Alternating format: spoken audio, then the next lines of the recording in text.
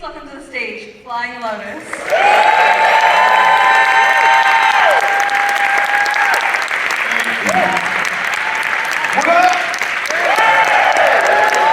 Hell yeah. Oh yeah. Oh yeah. Back in LA, this feels real nice right about now.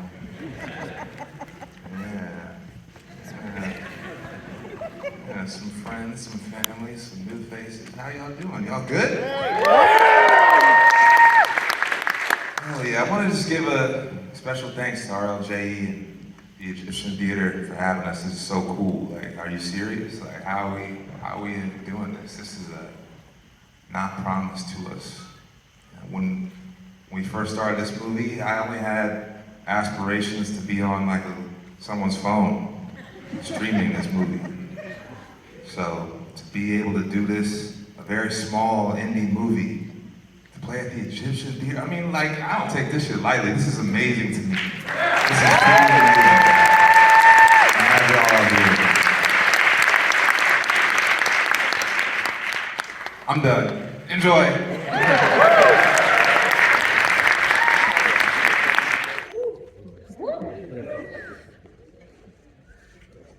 Don't worry, I'm not the stripper. It's fine. Yeah. Save the laughs until the total close off. Thank you so much for attending this Beyond Fest and American Cinematheque special screening of Ash. Did you like it? Good, because otherwise it would be really awkward. My name is Simon Thompson. I'm a producer and a journalist, and I'm going to be moderating this Q&A. Without further ado, please give a really warm welcome to our panel. First of all, director and composer, Flying Lotus.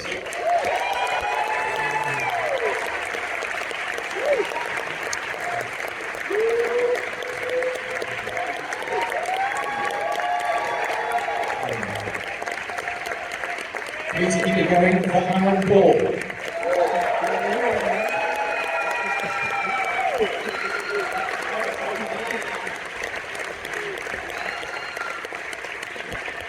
And last but very much not least, Eiza González.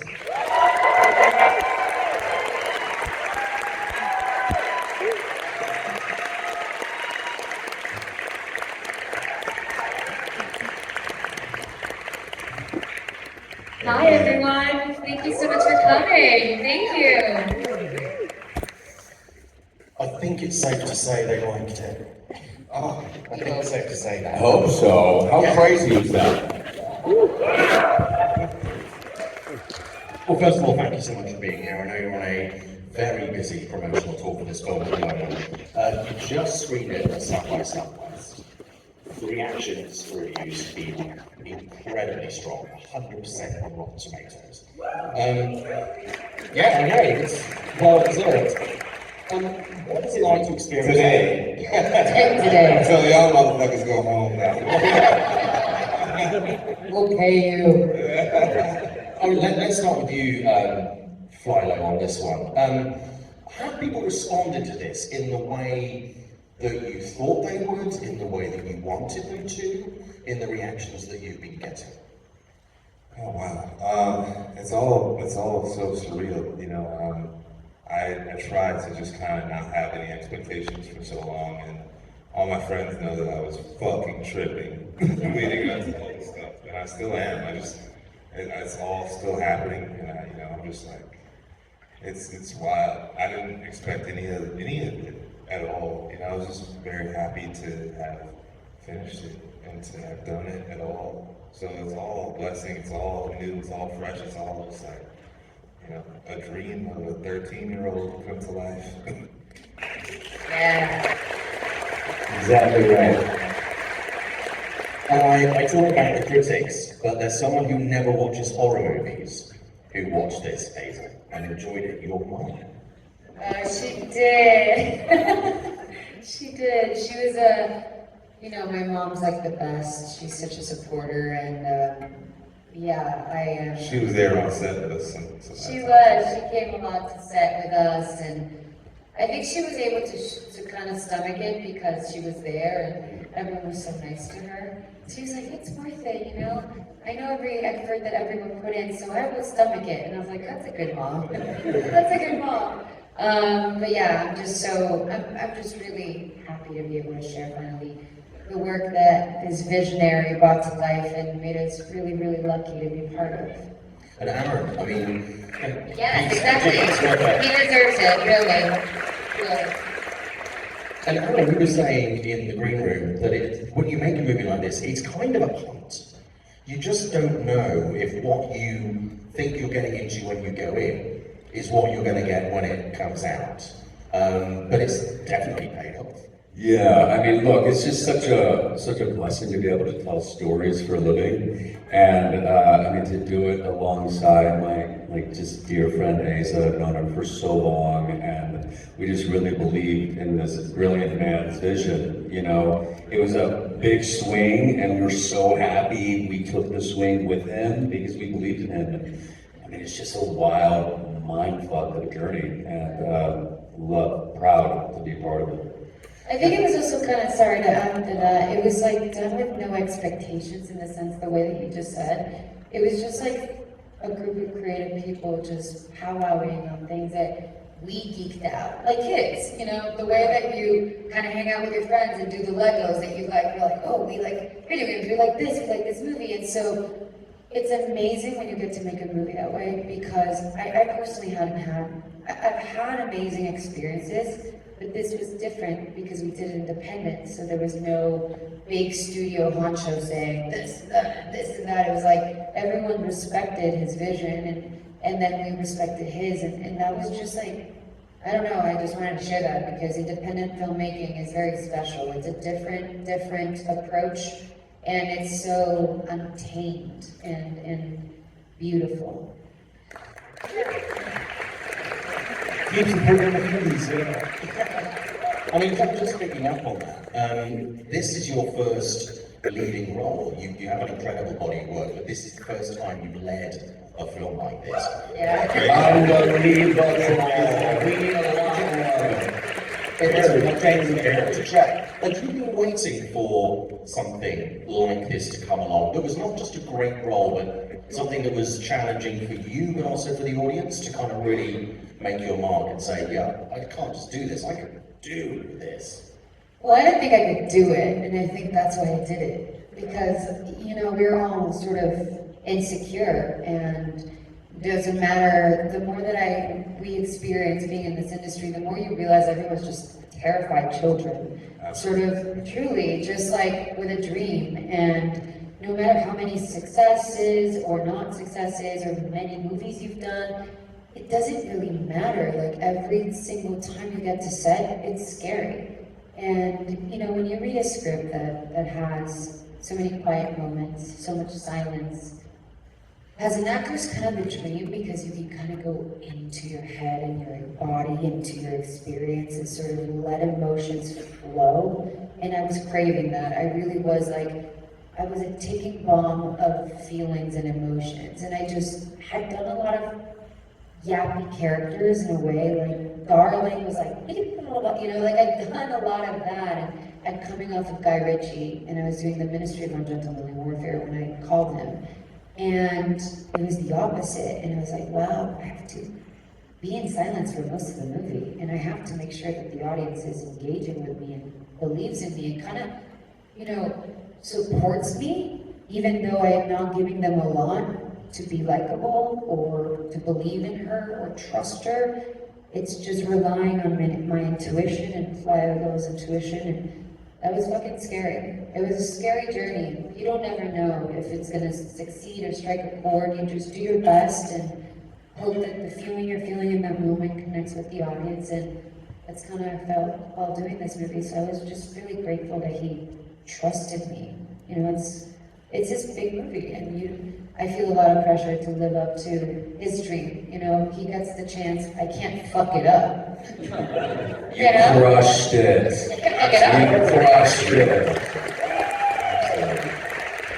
Actually, following a big up on that, a lot of genre movies are style over substance, substance over style, but this is very much both. You know, you deliver on the visuals and you deliver on the content here. When did you know that it was all coming together? There's a point as a creative where you know that your grand vision is working.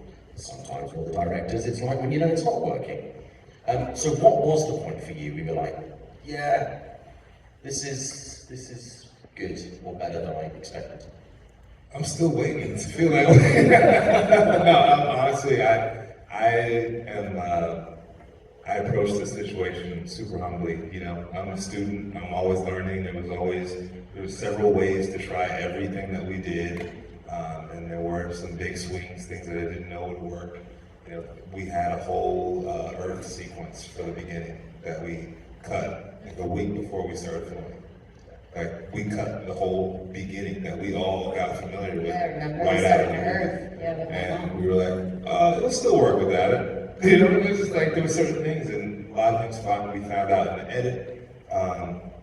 There was a really crazy scene, well, not really crazy, but a crazy edit that we made where, I'm giving this one away, but the scene when Rhea's dragging bodies to bury them, we snuck a scene of a whole other scene that we had cut out. We snuck the dialogue, Aaron's dialogue, and made it work into that scene, and kind of made the story move along quicker. And you know, just little things that we figured out along the way, and just experimenting. And thankfully, you know, the people we work with, the producers and all the folks around us, were encouraging us to just do all the things and try stuff, because we're a small movie. You know, we're not Alien, we're not Interstellar, we know what it is, and they were like, yo, separate yourself. And that's like the best kind of encouragement that I could get, because I was just like, all right, let's just try all these different ways forward. There are so many homages in this and kind of paying respects to lots of things that have come before.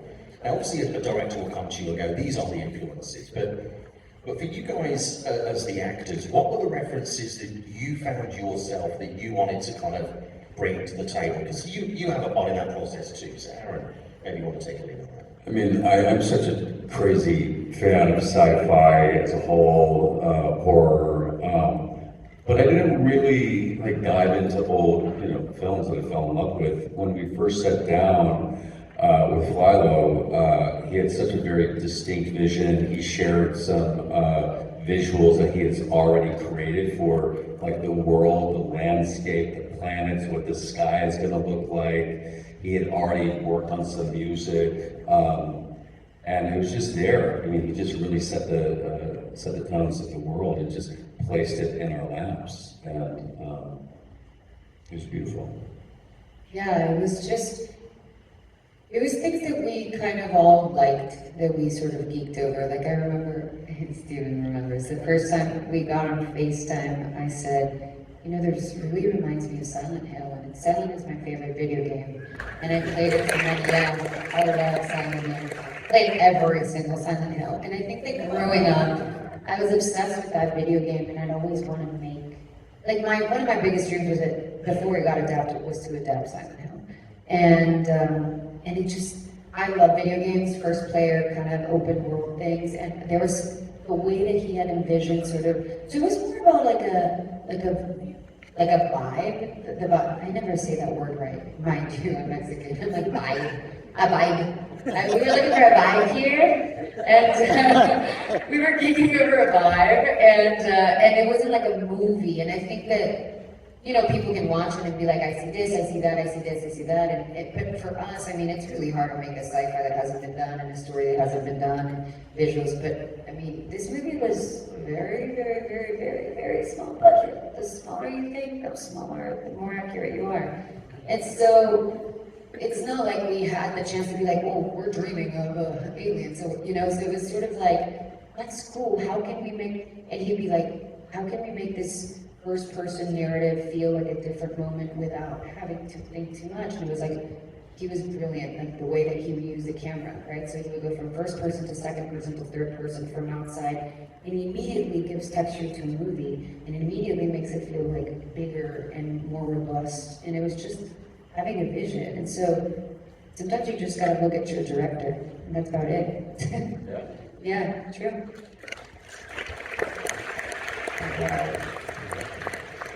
And I don't know how many people know this, but you guys are really good friends in real life. You've been friends for like 10 years or more. Aaron, you've been a really big champion of Eiza over the years. Thank you for doing that, because now we're here. Thank you. Thank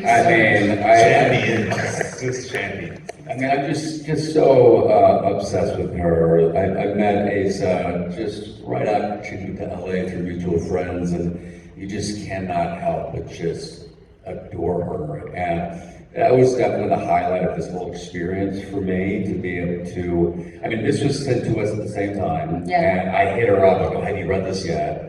And she hadn't, so we read it at the same time. We both fell in love with the story, and we decided we want to sit down with Flylo, and we fell in love with him. But after Eiza read the script, the next time we spoke, I could tell that she had probably already read it 5 or 6 times, because she was just so already so prepared, had so many thoughts and ideas, and to be able to witness her lead this film, being #1 on the call sheet, there's a responsibility there, because you're setting the tone on the set and how she treated everybody involved just as equals. We're in this together, but she just did it with such beauty, preparation, and grace, and I'm just so proud of her. You know, you crushed it. And I do want to add to that as you're all in LA, so I'm sure you're sort of in shape or form in the industry or fascinated by movies. A lot of these movies don't get greenlit, you know, and it takes someone with a career like Aaron to be able to greenlight a movie like this, and especially as a woman, it doesn't matter a lot of the times how many movies you've done, if you've been successful movies, they still won't give you money. And you know, Aaron attaching to this movie and helping us out make this movie was what made this movie. And so it's a collective effort, right? You have to sort of support friends in the industry, support Flylo, support me, and he did it like out of. And the other thing I'll say, Aaron's the best father you'll ever meet in your life. And I know a lot of you are fathers, he's better. I'm sorry. He really is better. I'm not even joking. He wants to be with his kids all the time, and we were asking him to come to New Zealand, far away from his family. And he sent me the sweetest message, and he said, listen, Eiza, you've been my friend for 10 years. You fucking deserve this, dude. And if I can support you through this, and I gotta go, I'll do it. And I was like, this guy is like a real, I've worked with a lot of guys, not everyone's like him, and so props to Aaron, not only talented, but an amazing friend. I will follow you anywhere. I always wondered who they made those best dad in the world mugs for, Yes. but now He you know, really it's is. Aaron.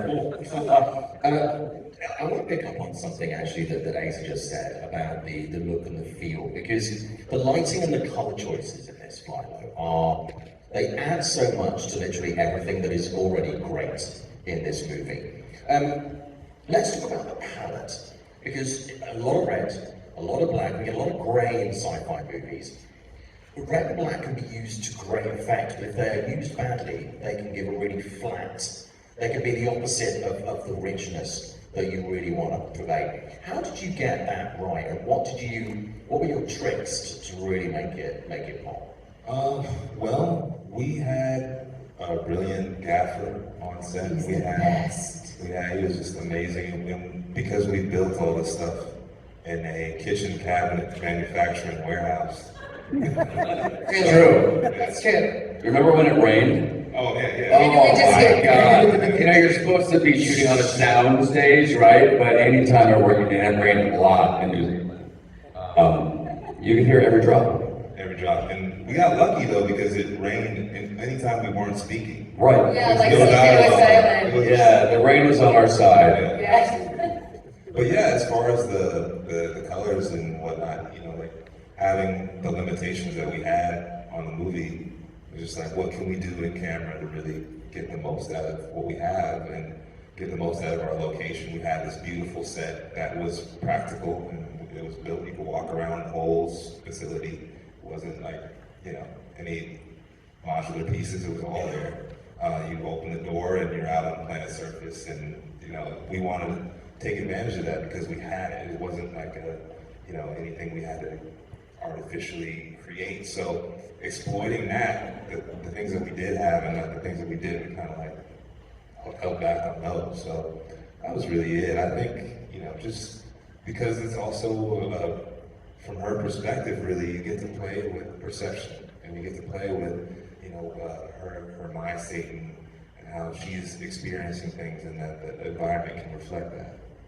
You also had music playing on set, which is something only a handful of directors do. Aaron, you had never experienced music on set when you were being No, but it's only through my own, devices, but yet not through like the speakers throughout the whole. Yeah, no, it was amazing. So what was playing? What was your playlist? Because I think I've been on 2 sets where the directors have had music. One of them was Edgar Wright for Baby Driver.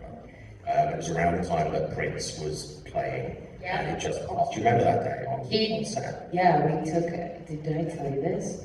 So it was Edgar's birthday, and I got tickets for all of us to go see Prince, and then he canceled. And then 3 days later, they were like, oh, they're rebooking the concert. And Edgar was like, I have to edit so much, but I can't go. And I was like, he's like, I'll see him some other day. It was his last concert. He died 3 days after that. It was the Fox Theater. It was, and he was like, fuck! But I took illegal videos from it, and so we were not supposed to take videos. It was like a microphone. It was actually not the most amazing. It was bootleg. And then Purple Rain comes out, and you're like, that's gonna be the last one. If I get kicked out now, then at least I have that video. And I have the footage of him walking out of stage for the last time ever on my phone. And it was crazy, and so from there on we only heard Prince on set, like every day. So what did you play? What I played, I think, I just kind of was winging it. I knew some of the things that Aaron liked, so I played some Radiohead in there. And then I kind of was like, okay, Radiohead, so we're gonna go like a little bit of late 90s rock, and then play some because we're like on this kind of apocalyptic tip of this black hole sun. And it just like, the crew, they were all music heads, so it was just like, it just kind of helped boost morale, and it was hard. We got to play some tunes, play some, some techno, and folks were building, we were moving, it's a psyop, man, it's like, I love it. I guess that's so pleasant. Talking of sounds, there have been so many sounds for aliens in movies, alien creatures. This one's really different, and the sound is beautifully done, by the way. How did you find the sound character for the alien? Not just the stuff, but also the voice, because the entity talks. Well, where do I begin? Yeah, just a lot of squealing, you know what I mean? We mixed it up. Yeah, there's a little bit of him, there's a little bit of some creature-y things going on, Can't give away all of it. All the secrets. All the secrets. And also physical effects are great in this as well. You talk about having physical sets. Oh yeah. But also all the physical, the practical stuff, the effects as well, especially in that final act, which is pretty strong stuff. It's pretty good. The nose gag was my favorite. Yeah, I love that's that. full of classic bits of blood in there. Yeah, that nose gag was so good because we had a practical dummy that we did some of that on, and we comped it together with the face, the CG. But Nico also did such a good job, sort of the possession of it all. It became a thing. It was like, who can do this better? Yeah. Because he was the first one to do it, and he fucking killed it. Yeah, he said and we were It was like, amazing. he was like, I think, he said. And he was worried. He was worried. He He was was like, worried. what do I do? How do I do this? I was like, you're killing it. Yeah, he set the tone like a motherfucker. And then everyone's like, we gotta do better when we get possessed, and so it became this thing. We're like, how did we one up each other? When we had the nose gag thing, it was, since we had this dummy, we were running the little puppet through the nose. And it was just, it was just like there was no slow motion, and it was just this weird, grossly brutal thing. It was just like slipping this guy up the nose, and like everybody was like, whoa. Making off. And I was like, maybe that was the moment when I knew this was working. And then there's the brilliant exploding face towards the end. Yeah. That's beautiful. That was the last thing you filmed. Exploding face. Yeah. That was the last Yeah, you know, as one does. An old Hollywood classic. Yeah, Always. I mean, it was great. For the most part, we were able to shoot this thing from beginning to end. For the most part, which is very rare when shooting a film, but mainly because it was just, you know, it was all contained. But we also we shot it in the order of events. So we did the fights in the brutal shit up top. So it was like, it wasn't an easy way to start, you know, it was just gore out the gate, fighting. Who was it in that creature head at the end? Was that you? No, but I will tell you, I tried to prep for this insane fight thing. Do you remember that? I'm like, you think I'm gonna do that? You think I'm gonna be able to do this? This person was double jointed in every possible way. I'm like, there is no way my body can do that without breaking, you know. But I tried, and then they're like, no, that's not gonna be you with the It was actually a dancer. Yeah. He was a dancer because he had to have all these. I don't know if you remember, but he has like a backflip that he turns around. Yeah. I mean, only a dancer, a contortionist can do that. But I have some wonderful. I'm waiting for the movie to come out because I have some wonderful BTS photos of him, like sitting there eating a pizza, like with a fucking face. He's like with the massage gun. He's just like the face is just flapping like this while he's doing it. Like I'm waiting for like 2 weeks down the line to be able to share those because it's incredible. It was all practical. Yeah. And talking about the practical effects, the creature design, we've seen so many alien entities over the years. How difficult is it to find a unique design for a creature? We're going to close on this one. You know, that might be the best part of doing this, right? It's coming up with the monster and like, what is it going to look like? And because we kind of hit this point where we're, you know, Aaron's character, Brian, the guy dies getting bludgeoned, you know, in the head. And we had to figure out a way to keep that and still do you know, the Resident Evil upgrade, you know, the next level, final boss thing. And I remember just throwing a bunch of ideas at the wall. You know, there was one version of it where it was like, there was tentacles everywhere and like he was floating off the ground a little bit, and they were just like, yeah, we can't do that. And so I was like, okay, what can we do? You know, and I just started coming up with, you know, a few things, and then the effects guys, they were just like, well, you know, we got this head cast that we can do. I was like, dude, yeah, you tell me what we can do. And like, I want to make something that you guys will geek off of, you know? And they were like, well, all right. And they came back with what we had pretty much, and I was like, all right, yeah, should have asked you guys first.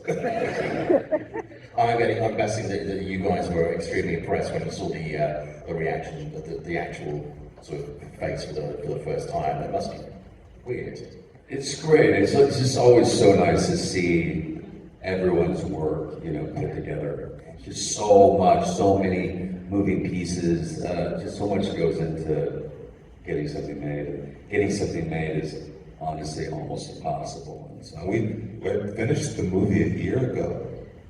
Almost like a year ago next month, I delivered it already. So A year ago. we've been waiting. We've been waiting for this day. Well, we're glad the time is here, although our time here has come to an end, unfortunately. So thank you so much for your time. Thank you.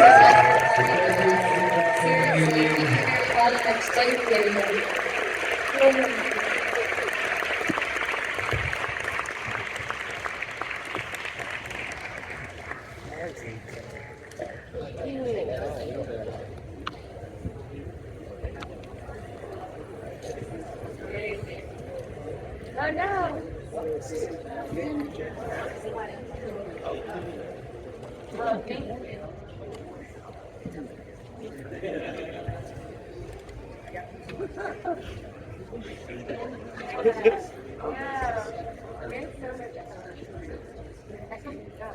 And then we went on nice.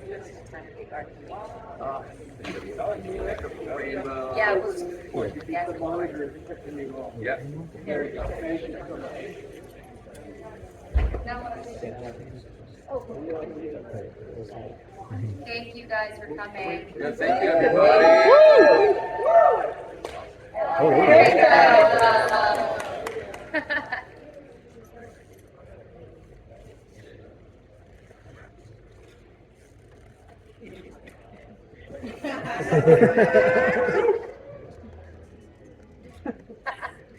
Thank you so Thank you.